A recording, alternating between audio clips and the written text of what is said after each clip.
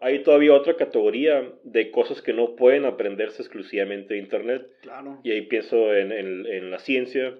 Y creo que quienes estén ahí van a verse todavía en una situación de mecenazgo, ¿no? Y en vez de democratizar el conocimiento, creo que todo eso va a desembocar a que todavía se asiente más esa división entre las clases.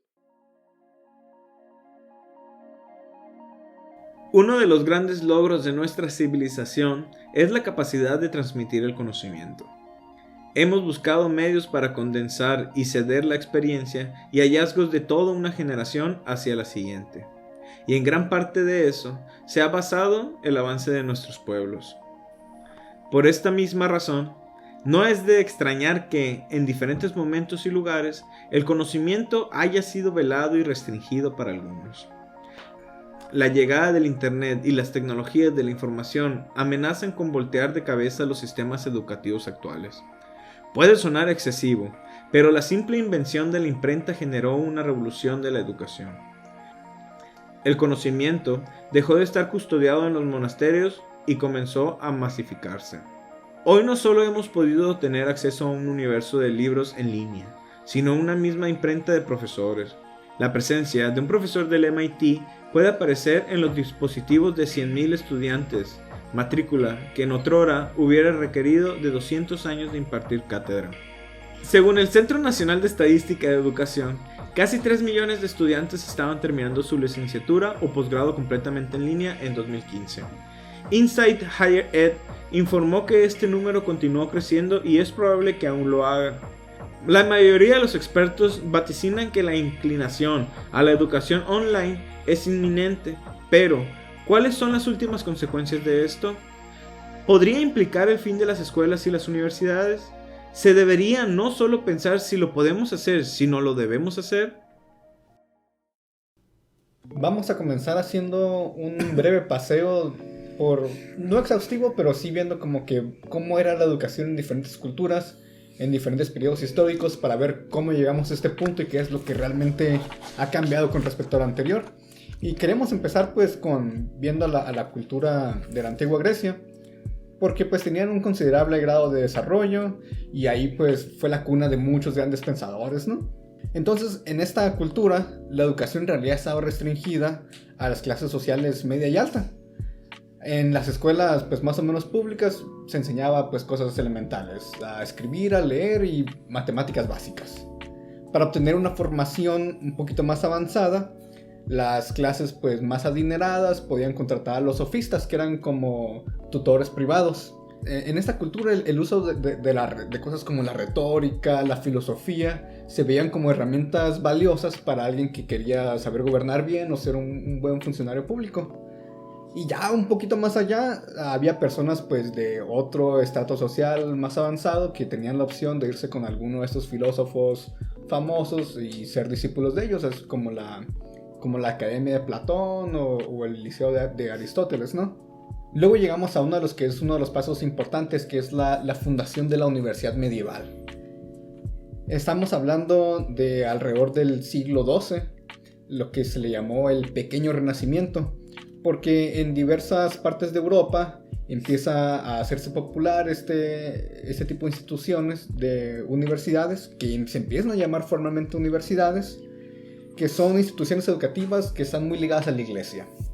De manera similar a la anterior, aquí el objetivo eran personas de un estrato social mediano para arriba.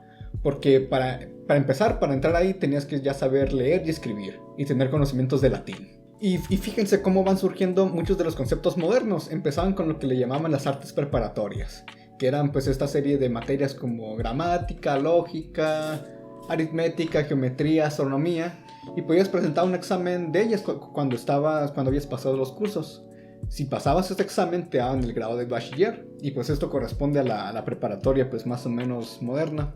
Si querías seguir estudiando, cosa que solo era accesible para la gente de clase alta, podías especializarte en alguna otra rama del conocimiento: medicina, derecho, teología, filosofía, y podías alcanzar el grado de maestro, de doctor. Y algo que se me hizo bien interesante, y de hecho yo no lo sabía hasta que hice esta investigación, es que por ejemplo aquí surge el uso de la palabra cátedra. La cátedra era una silla alta que desde la cual el profesor se hacía escuchar en todo el salón donde estaba dando la clase. Entonces por eso ahora asociamos la cátedra con un puesto académico y con impartir clases, ¿no? Pero igual eso es bien importante porque hace énfasis en que en esta época la principal vía para transmitir conocimiento sigue siendo oral.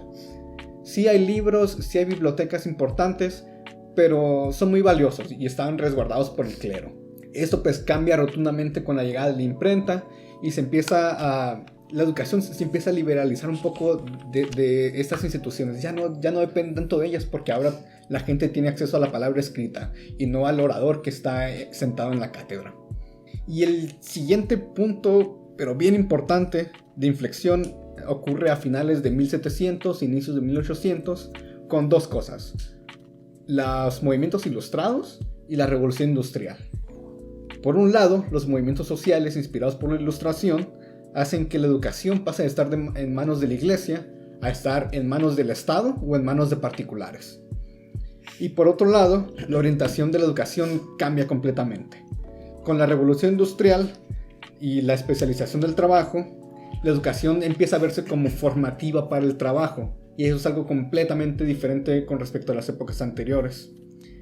También, como consecuencia de todo lo anterior, la educación se hace de un público más amplio. Se empieza a tener la noción de que la educación es un derecho que debe ser impartido por parte del Estado. La educación básica empieza a permear en los estratos sociales más bajos y la educación universitaria se ve como algo profesionalizante y especializador. Las universidades también se vuelven lugares más plurales donde se empiezan a impartir saberes más técnicos y científicos, diferente de la universidad medieval donde se atendía, por ejemplo, muchas cuestiones de religión y teología. Y también comienzan a aparecer tendencias en la investigación práctica y las asociaciones entre universidad y empresas. Para mí una conclusión de todo lo anterior es que en el siglo XX terminamos con esta universidad, que es una institución, pues como les comentaba, antiquísima, que se había formado para un público con ciertos objetivos, pero conforme fue pasando el tiempo le adjudicamos otros propósitos que le ha demandado el Estado y el mercado. Y así es como tenemos, pues ahora ya no se sabe si la universidad lo que tienen que hacer es atender a generar conocimiento independientemente de la sociedad, o si es algo que está como servicio a la sociedad, o si es algo que está completamente a merced del mercado. Ahorita como que se está tratando de marcar tendencias hacia una u otra cuestión. Yo creo que se vale cuestionarse si la universalidad sigue siendo importante y válida en este punto. ¿Qué opinión les merece pensar en la universalidad a estas alturas de la historia? Con respecto a lo de la universalidad, es que el punto de inflexión estaba en lo de la revolución industrial a finales de 1700. Es que en esa época aparecen principalmente tres modelos.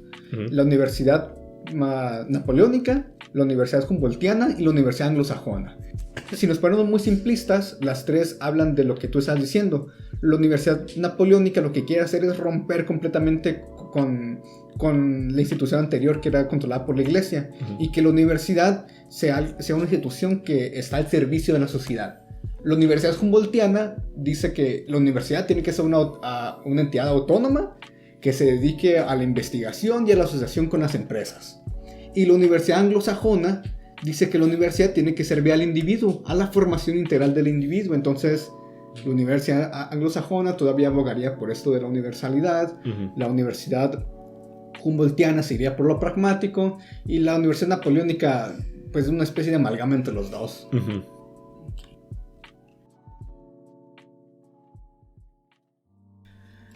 Primero que nada, vamos a tratar de explorar a qué nos referimos con esto de educación online.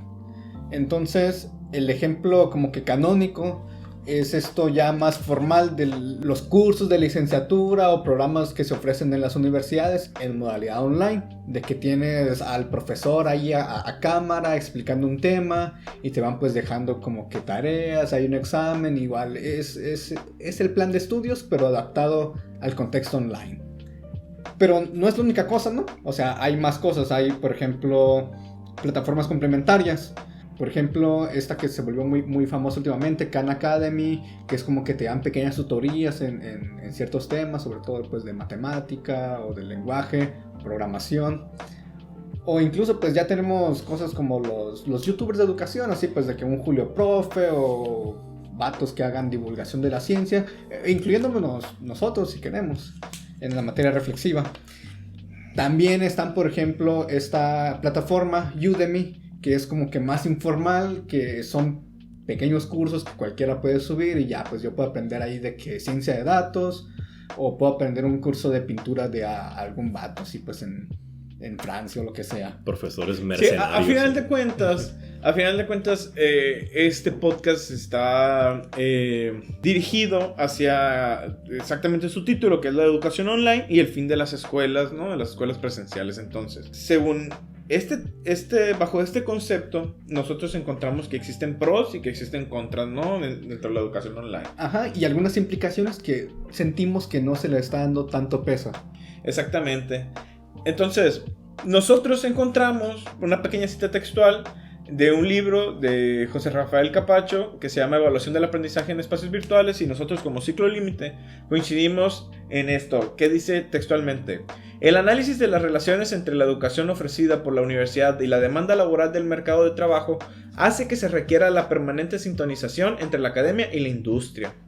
Entonces, por lo tanto, es un reto para las universidades la concepción, generación e implementación de un nuevo modelo de universidad con características de globalidad y que, siendo a su vez universal, conserve la esencia de estar al servicio del desarrollo humano. Entonces, eso yo creo que es suficientemente claro para poder generar una idea de lo que nosotros coincidimos con esta cita textual de lo que es la educación online y cuáles son sus objetivos dentro del medio social. Entonces, como pros, ¿alguien quiere decir algo?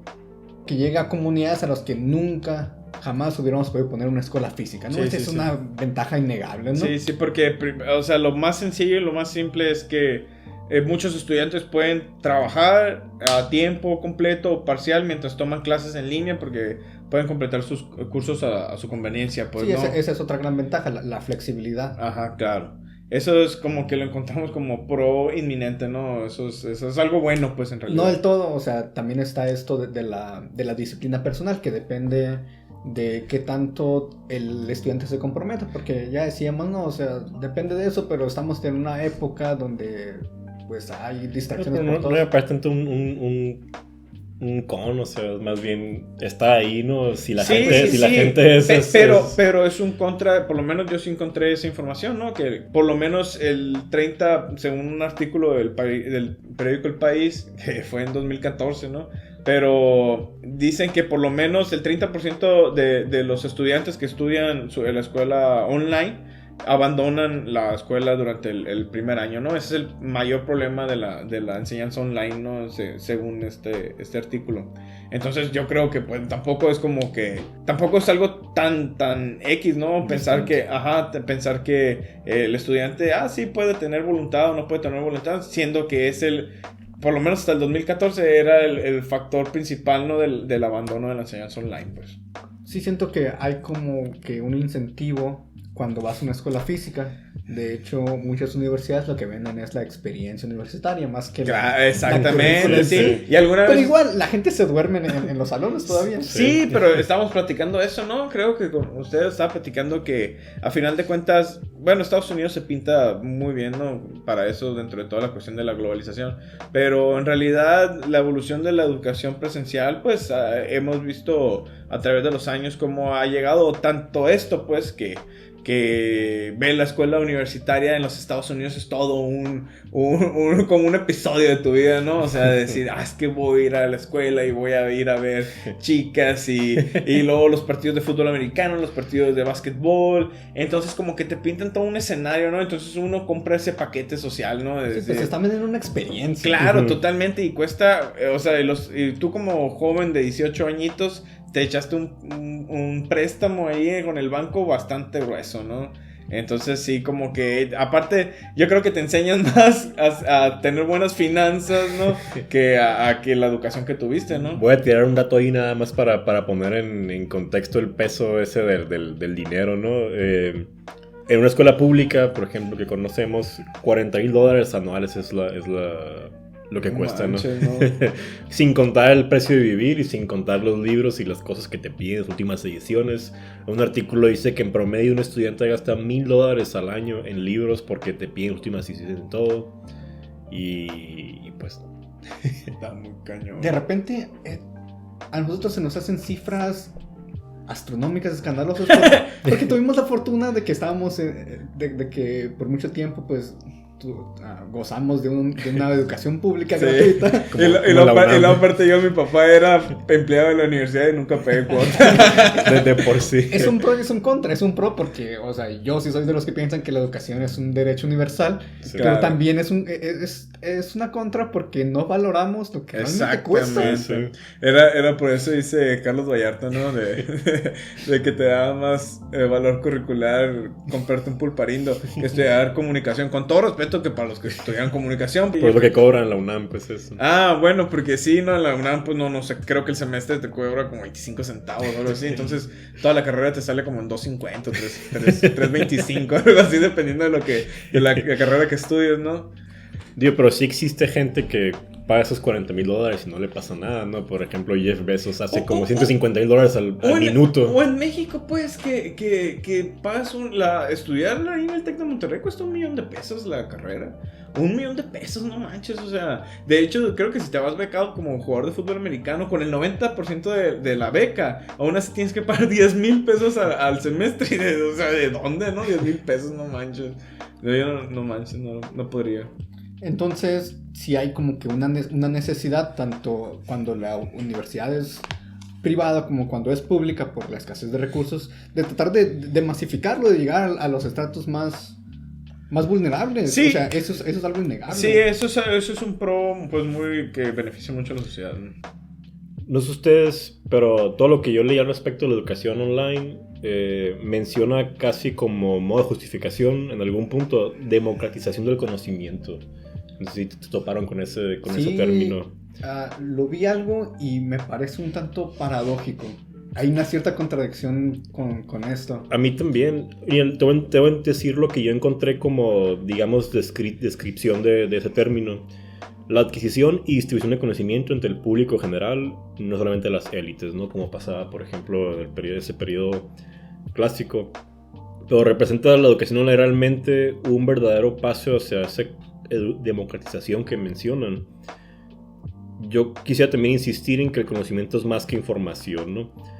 A lo mejor ese conjunto de información desconectada y abstraída sea peor en cuanto a ofrecer una visión crítica al objeto de estudio. No sé si considerado eso. Voy a hablar de un ejemplo concreto. Uh-huh. Estas clases masivas que se están ofertando en escuelas así, pues, de mucho prestigio como MIT, Harvard, de que es el curso de Machine Learning de tal profesor que es experto, ¿no? Sí. Y que se inscriben, como dijimos ahorita, se inscriben 100,000, 200,000 estudiantes. Y estos vatos se alzan el cuello diciendo, no, es que hay tantos miles de estudiantes de casi todos los países del mundo. Y yo me pregunto, ¿realmente la gente que está inscrita en República Checa, ¿a quién está llegando? A los que saben inglés para empezar. ¿Qué tantos en República Checa realmente hablan inglés? Los más pobres. Entonces, para mí, por ahí entra en contradicción con esto de la democratización. Uh-huh. En realidad, no se ha eliminado el clasismo con esto. O sea, realmente esta clase es transformadora para alguien que quiere transformar su realidad en Mongolia. Y una de los como también justificaciones que tiene es que ahora sí casi todo el mundo tiene acceso al internet. Uh-huh. Pero no es cierto, pues. No es cierto, o sea, casi toda la gente que tiene posibilidades de pagar una escuela de educación en línea, es posible que tenga internet, pues no, o sea, porque de otra manera no puedes tener educación online. Sí. Y mi segunda crítica a eso de la democratización es que ahora, en vez de tener cientos o 200 de profesores dando sus cursos de esto de Machine Learning con sus diferentes métodos, perspectivas, no, ahora tienes uno nada más. Se centralizó todo. Ahora es el curso de este vato acá, el canónico. Pero fíjate, es bien interesante porque casualmente yo también me topé ahí con lo que estaba diciendo Marco, de así, ¿no? De liga en liga, me fui y di al Departamento de Educación del gobierno de los Estados Unidos. Y fíjate, dice, la misión del Departamento de Educación de Estados Unidos es garantizar la igualdad de acceso a la educación, promover la excelencia en la educación en todo el país y mejorar el sistema educativo con el programa. Y entre comillas ponen que ningún niño se quede atrás. O sea, si uno transforma esto y se lo lleva a la educación online, en realidad es como la justificación principal, ¿no? De la educación online, este motivo de como de la democratización del conocimiento, pues, ¿no? O sea, es decir, no lo estamos, el conocimiento no lo estamos poniendo en un juego al azar o lanzando la moneda, sino no lo estamos, o sea, lo estamos estructurando de una manera muy correcta para que todo el conocimiento llegue a nuestros ciudadanos, pero en realidad pues no es así. Para mí es una cuestión diferente, eso para mí es masificarlo. Sí, la educación en los Estados Unidos pues es carísima, ¿no? Sí. Pero casualmente, fíjate, de las mejores universidades online que existen en el mundo, la número 1 es una escuela gringa, es la Universidad de Phoenix. Y los programas de educación online que tienen las escuelas estadounidenses también son así como de primer nivel, ¿no? O sea, casi es como una escuela presencial, pues, ¿no? Piensen también en los profesores, yo creo, ¿no? Aquí les cobran $40,000 a los estudiantes al año por estar aquí. Diciendo que aquí no me refiero a una universidad cualquiera. Sí, porque ahorita les mandamos el VPN. También hay que pensar en los profesores, yo pienso, ¿no? Por ejemplo, cobran esos $40,000 en una universidad y a los profesores consideran que si quieren dinero es en el peor lugar en el que pueden terminar una universidad, claro, ¿no? Porque realmente no les pagan tanto como hecho, aquí otra persona. Sí, un profesor que gane... pues no sé cuánto es el promedio, ¿no? Pero andan ganando entre $40,000 y $60,000 al año. Un profesor, pues entonces yo creo que con la matrícula de un estudiante nomás pagan a un profesor, pero hay miles y miles de estudiantes y profesores, hay cientos, ¿no? Ajá, entonces para que vean la dimensión de la... Y en parte por eso, esto es algo común en muchos países, qué tan competido está las plazas académicas, ¿no?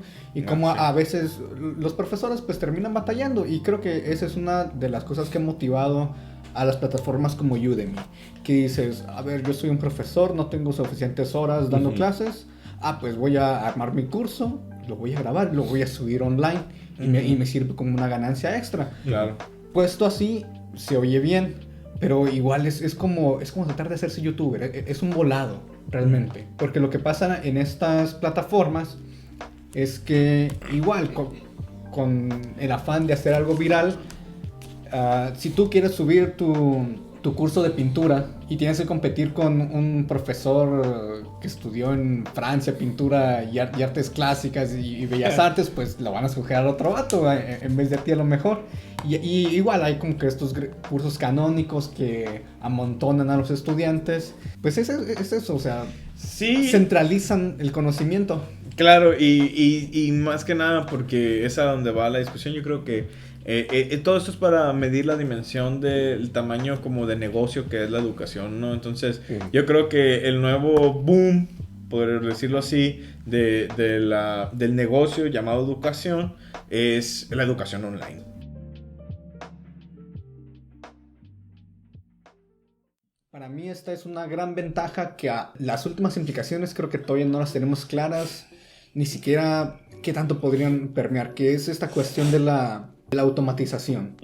¿Cómo se da una clase? El ejemplo de las clases en Estados Unidos, de que normalmente pues se dan clases así pues a públicos muy, muy amplios, de como una clase así pues con un profesor con 200, 300 alumnos. Algo esencial en la educación es cómo los evalúas, no es nada más el profesor hablando. Ninguna educación puede ser pasiva, o sea, el alumno tiene que estar haciendo algo, tiene que estar haciendo tareas y tiene que estar recibiendo retroalimentación, eso es bien importante. Entonces, lo tradicional que es que el alumno pues hace tareas y se las entregan al profesor y el profesor pone a sus asistentes a calificarlo, ¿no? Lo mismo con los exámenes. Y esa es una actividad increíblemente tediosa, pero que se tiene que hacer. Y no hay escape. Y ahorita, pues, ¿qué tanto se invierte en esto de contratar, de contratar estudiantes, de contratar usualmente son estudiantes de posgrado, a hacer estas cosas. ¿Y cuál es la solución que ofrecen las tecnologías de la información? Lo obvio es eso de poner, pues vamos a poner una tarea en línea de que sea pues preguntas con opción múltiple que se califican solas. Y de volada entra la objeción de que, es que hay cosas que no puedes ponerlo así, o sea, ¿qué pasa si quieres poner a alguien a escribir un ensayo sobre la sociedad? O alguien de ciencias exactas que le quieras evaluar un procedimiento matemático, claro. ¿No? Que sabemos que lo importante... Un experimento. O un experimento. Increíblemente se empiezan a ver soluciones para eso. ¿Qué pasa si pongo a una inteligencia artificial a calificar el ensayo o el reporte de un estudiante? ¿Qué pasa si programo a un algoritmo para que interprete correctamente si un procedimiento matemático está bien o no? Y por ese lado se me hace bien interesante porque aquí sí la automatización libera al humano de una tarea increíblemente tediosa, que para mí eso es lo que debe servir la automatización. Sí, pero dar la clase, ser el profesor, no es algo tedioso para mí. Entonces, para mí, ahí no tiene que entrar la automatización, ¿no? Nos lo tendríamos que pensar 2 veces, pues. Pero es que, mira, eso es algo lo que te estaba diciendo, bueno, lo que estaba tratando de comentar yo hace rato, o sea, ¿cuál es el momento social? O sea, ¿por qué? ¿A qué voy con esto? Porque estamos esperando nosotros ser calificados. Pero eso no está bien, ¿no? Porque el modelo económico, el modelo educativo nos ha enseñado así, que tenemos que ser calificados. Nuestra opinión o nuestra capacidad de resolver un problema tiene que ser calificado. Pero eso hablamos de un sector del conocimiento. Ahora, por ejemplo, si yo quisiera evaluar en una educación, en un instituto online, ¿cómo se dice? Una licenciatura en educación online. Uh-huh.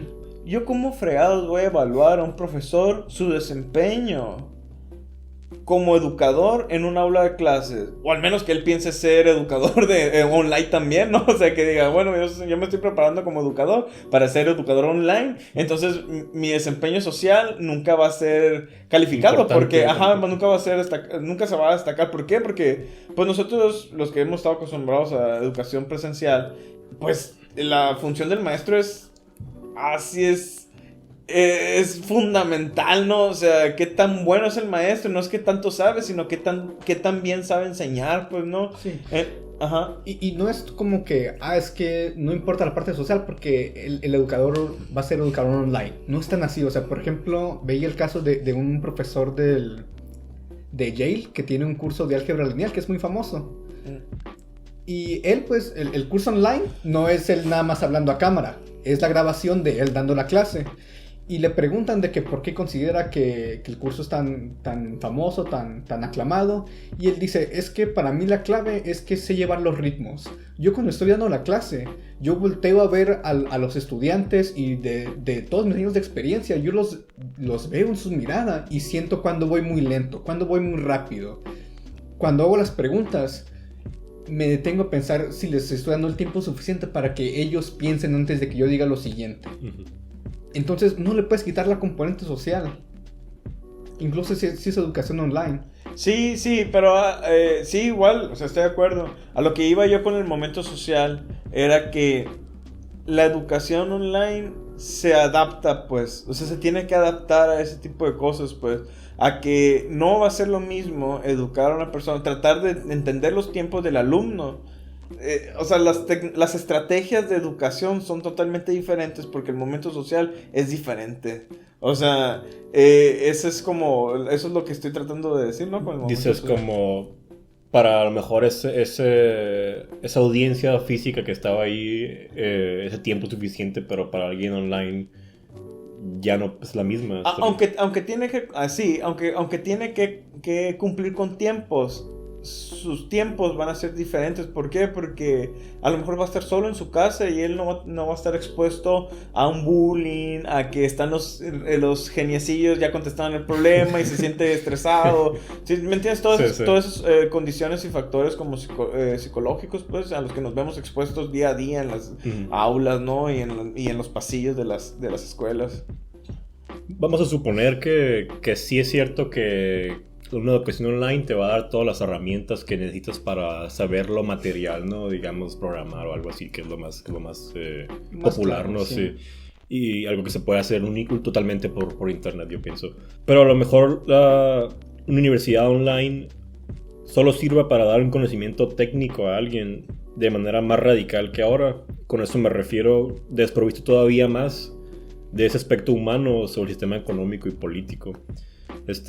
Creo que sabemos todos, digo, que la posición de uno en la sociedad o en un trabajo tiene muy poco que ver con el conocimiento que uno tiene sobre ello, ¿no? Puedes preguntarle a cualquiera, yo pienso que trabaje, si es más importante el conocimiento o las conexiones que uno tiene para un empleo, ¿no? Esto nos ha llevado a reflexionar a que, de cierta manera, en un futuro, pensándolo así como de manera medio catastrófica, apocalíptica, pues va a llegar un momento al fin de las escuelas presenciales y físicas, ¿no? O sea, entonces, con base en esto, pues, ¿cuáles son los pronósticos que...? Yo mi pronóstico es que no creo que las escuelas físicas se acaben pronto. Al menos no todas, ¿no? Las que sobrevivan, yo creo que van a ser las más grandes, las que tienen tal cual un negocio, ¿no? Pienso, por ejemplo, en Harvard. Harvard tiene un endowment que es como donaciones con propósito, digamos, yo quiero dar 10 pesos, o lo que traigo, para que se investigue el cáncer. Entonces no pueden usar esos 10 pesos solamente para eso, ¿no? Pero Harvard tiene en este momento 41 mil millones de dólares en endowments.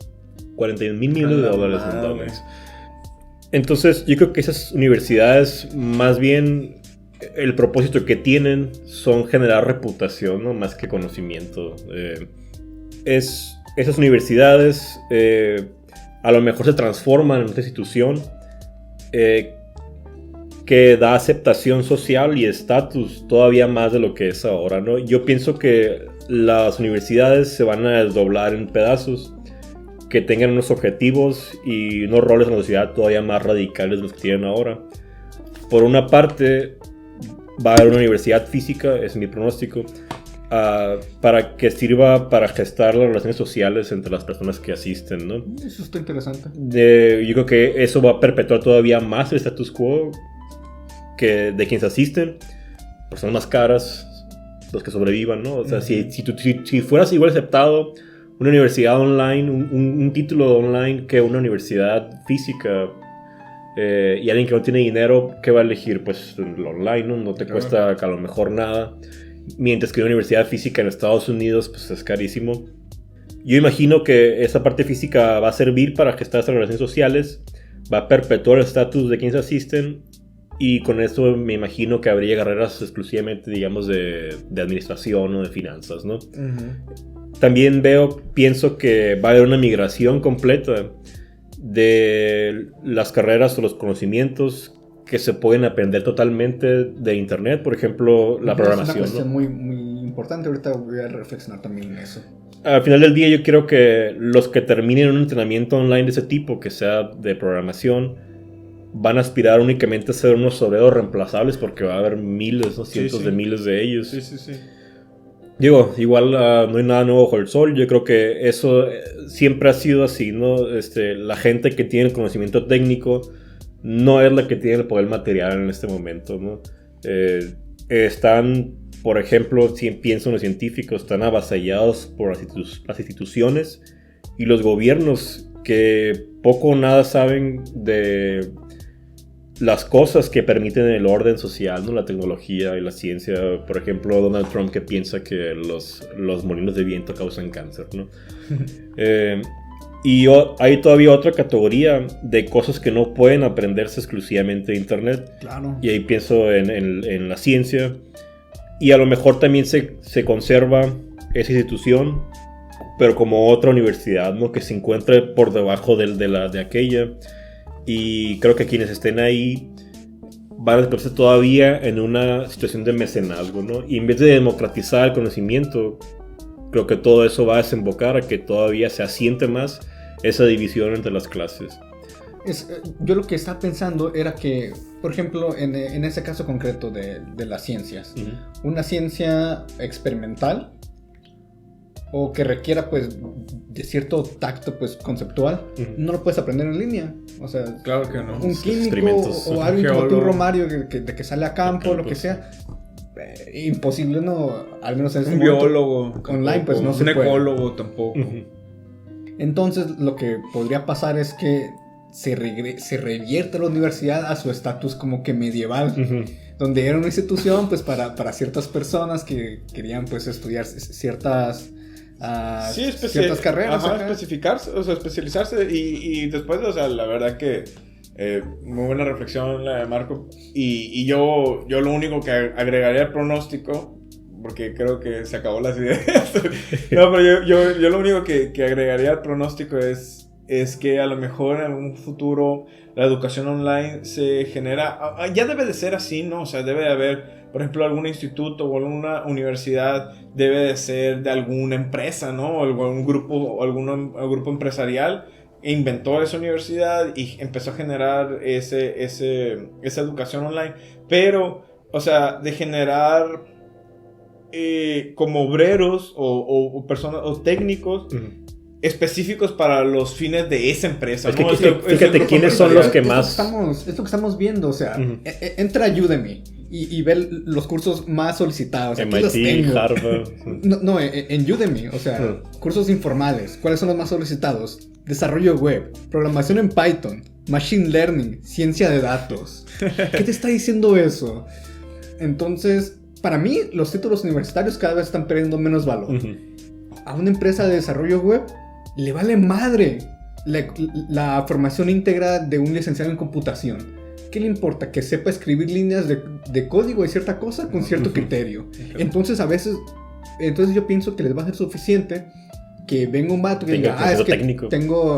Tengo este curso en Udemy, sé hacer ese tipo de análisis de datos, y los vatos de la empresa pues contentos porque tienen a su obrero con el grado de calificaciones que ellos quieren. Claro, y yo creo que desde el siglo pasado, antepasado, en realidad como la ontología de vida o la propuesta epistemológica, ¿no? de cada persona, en realidad ya quedó así como obsoleta, ¿no? O sea, ya no interesa, pues no interesa tú cuál sea tu opinión o cuál sea tu filosofía de vida, porque y cómo la apliques tú en tu profesión o tu día a día como físico, como biólogo, como geólogo. O sea, la verdad no importa, pues. La realidad económica y social es tan aplastante. Sí, porque... Que tu filosofía y tu opinión no importan. Sí, es como el mercado, pues, el mercado de...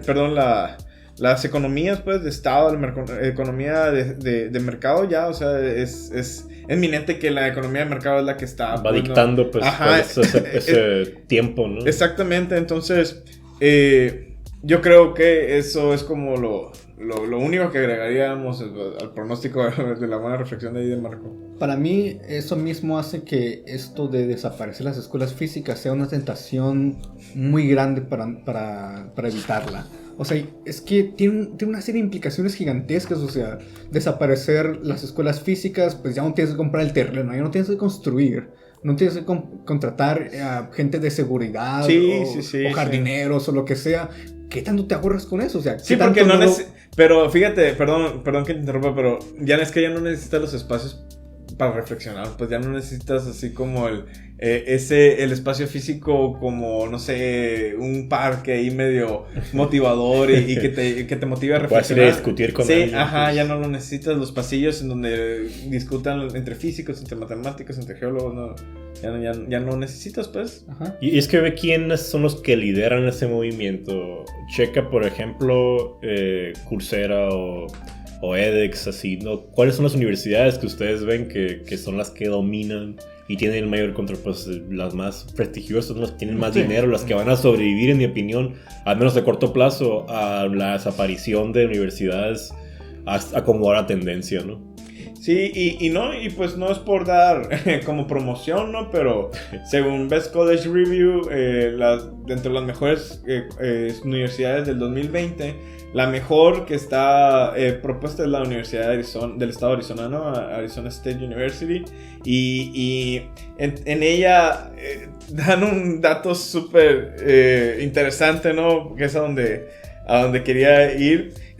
Curiosamente, la Universidad de Arizona, del estado de Arizona, también es el hogar de una beca que se llama Plan de Logros de Starbucks.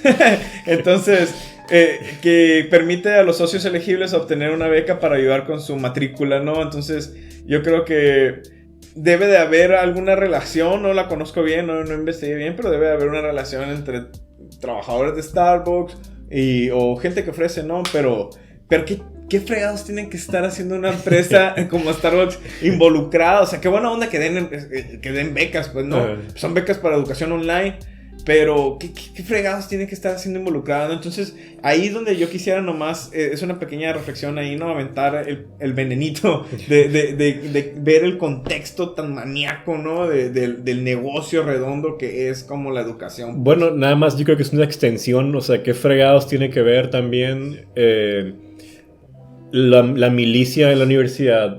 Por ejemplo, en la Universidad de Arizona ves marchando a militares. Hay un programa incluso en Estados Unidos que te paga toda la universidad y te asegura un trabajo en áreas de ciencia, pero ese trabajo es en centros de investigación de defensa, ¿no? Porque militares, así lo llaman, militares, ¿sí, no? Que defensa, pues yo creo que tiene muy poco, pero pues... Porque... Entonces siento que esa es una extensión, ¿no? Digamos ya del gobierno, de cómo el gobierno va controlando qué es lo que se desarrolla, a que empresas privadas ahora también se están metiendo en esas cosas. Sí, o sea, literalmente estás viendo marchar a los soldados en la universidad. Con uniforme, así. Con uniforme, ¿no? Y todavía les aplauden, ¿no? Sí. Para mí, o sea, en última instancia, yo sí tengo más o menos claro de que la educación online no puede convertirse en 100% la educación. Por la simple razón de que hay una realidad física y social que es innegable, ¿no? Lo que sí puedo concebir es la desaparición de la universidad como la conocemos, o sea, desligar esos diferentes componentes. Que la investigación se haga pues, en espacios físicos aparte de los educativos, o que de repente las empresas empiecen a formar ellos a sus mismos trabajadores con las habilidades que ellos les interesa que tengan y ninguna otra más. Y sí cambiar todo, o sea, pero seguimos viviendo una realidad física y la metarealidad todavía no lo puede sustituir. Me viene a la mente digámonos un extremo así presente, en el que, por ejemplo, Nueva York tiene las rentas, yo creo que de las más caras del mundo, ¿no? Entonces me recuerda a una compañera que dice, yo antes vivía en Nueva York y tengo una pareja. Nosotros para poder vivir en Nueva York teníamos que trabajar 2 trabajos cada uno. Entonces, ahí yo creo que imaginémonos que así sea en el futuro, ¿no? Que la renta sea tan cara en todas partes que uno tenga que trabajar 2 trabajos y la única manera que tiene que estudiar uno, ahora ¿qué va a ser? Va a ser la educación online, va a ser a la noche que llegues a tu casa, es de la noche después de tu segundo trabajo, de tu turno de 10 horas, vas a tu casa y te vas a poner a estudiar y hasta que saques tu papel y a lo mejor y consigues un trabajo, trabajar solo un solo trabajo, ¿no? Pero mientras tanto ya trabajaste 2 trabajos en una empresa explotadora. O un trabajo bueno y uno no tan bueno. Ajá, sí, por ejemplo, ¿no? Entonces, y creo que puede llegar a ese punto, ¿no? O sea, ¿qué hubiera pasado con esta compañía si se hubiera quedado ahí y hubiera querido avanzar? No podía dejar de trabajar porque se quedaba sin casa, tenía que... Una de las opciones que hubiera tenido hubiera sido la educación online, ¿no? Después de todo eso, tomar un curso y salir de él, ¿no? Entonces creo que no veo descabellado que se deforme tanto esto que llegue a esas alturas. Sí, es que yo creo ahí lo más importante es que inminentemente por medio de la actualidad de la educación existe un interés de la especialización del conocimiento. Eso es indiscutible. Yo creo desde hace mucho tiempo se viene viendo eso, ¿no? Que hay una especialización en el conocimiento. Entonces, ¿esto qué hace? Hace que se generen profesionistas especializados. Y especializados en hacer o cumplir ciertos objetivos, ¿no? Como veníamos hablando de la industria, etc. Pero una educación online te va a dar solo para un trabajo especializado. O una educación presencial, pues te va a dar solo para un trabajo, una profesión especializada. Esa especialización, ese conocimiento o educación especializada te va a dar un trabajo especializado dentro de una gran maquinaria llamada industria o llamada empresa o no sé, pues, pero ahí vas a estar siendo un engrane más. Y eso te va a dar un trabajo saludable, pues, o sea, te va a dar un trabajo que sea suficientemente sano, ¿no? Para, o sea, en realidad se busca educar rápido, para salir rápido, para trabajar rápido, en un lugar que no te va a dar una salud laboral, pues a lo mejor plena, ¿no? En algún momento fue, yo creo, digna, en la vida, ¿no? Sí. Digna, exactamente, porque no creo que te dejen sindicalizarte, ¿no? Había una vez la concepción de que la educación era un proyecto personal destinado a la emancipación de los individuos y el desarrollo de su espíritu, ¿no? Estaba escrito ahí en la placa de cierta universidad. Sí, en una de las tantas placas.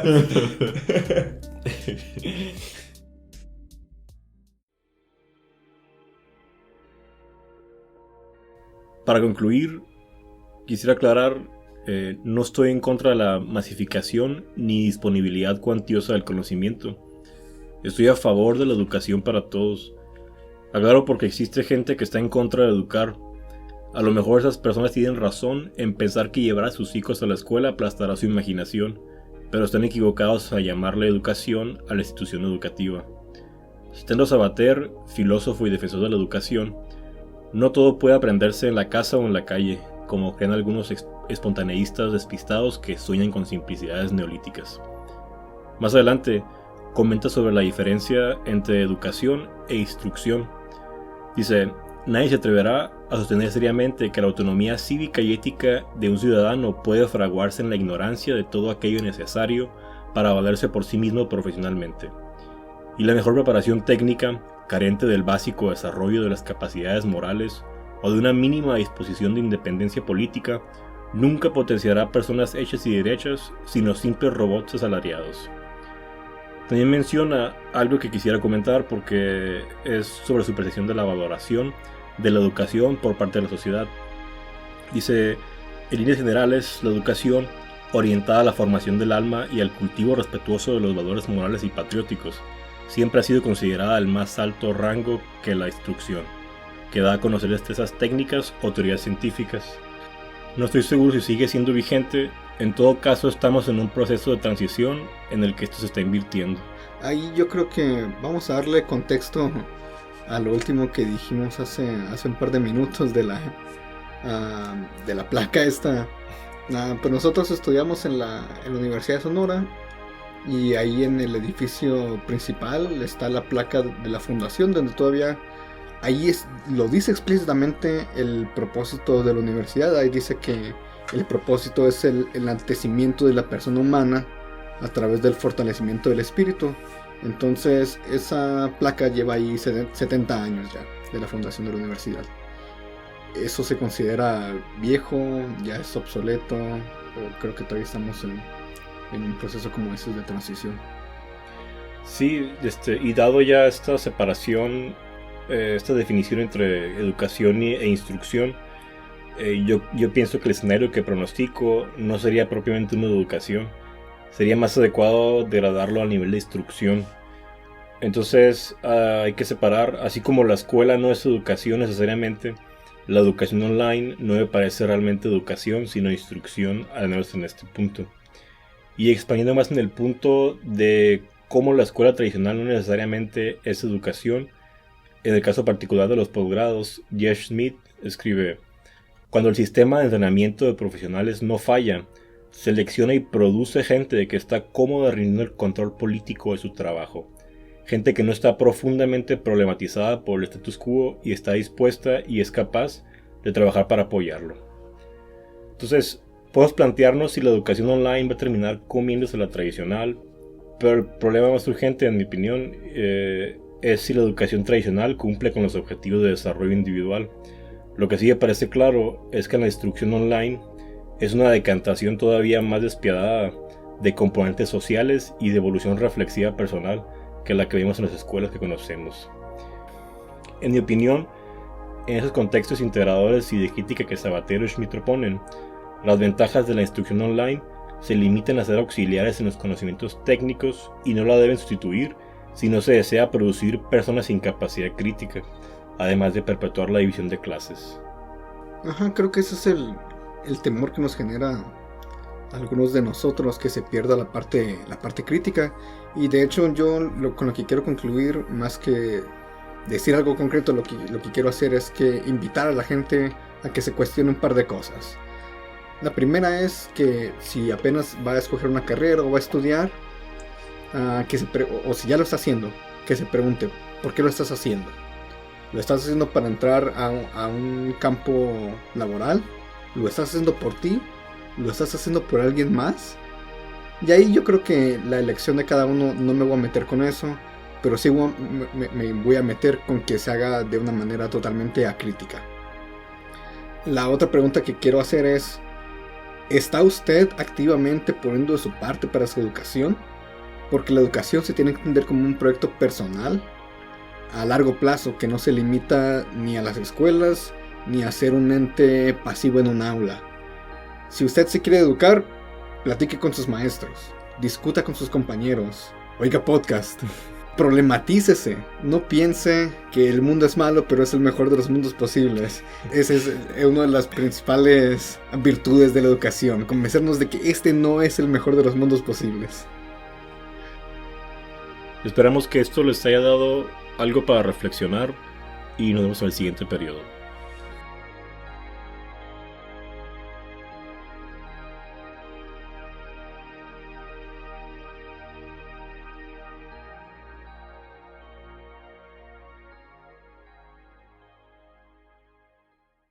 Pues haz de cuenta que de aquí te vas, mira, por ejemplo, dice, los temas que más gustan. Entonces, por ejemplo, hay más en atención de enfermería en urgencias y emergencias online. Online. Entonces tú ya te vas aquí.